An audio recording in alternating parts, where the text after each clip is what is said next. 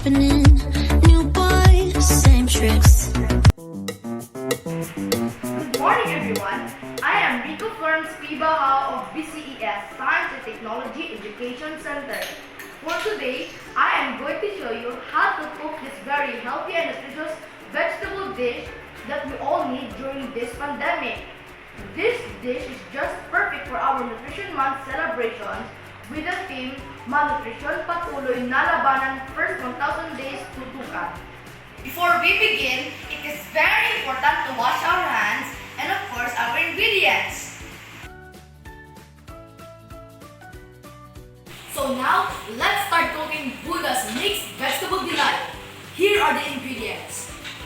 Young corn, broccoli, a good source of fiber and protein, including folic acid and more.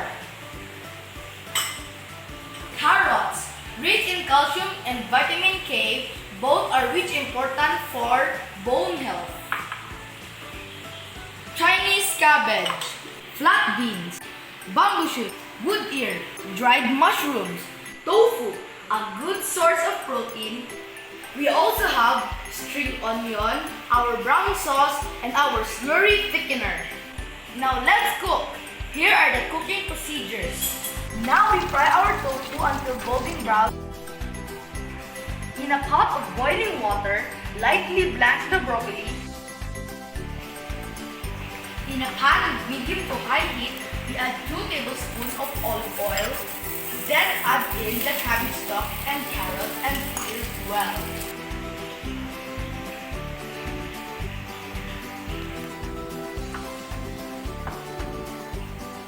Add the young corn and broccoli and stir well for seconds. Then add the rest of the vegetables.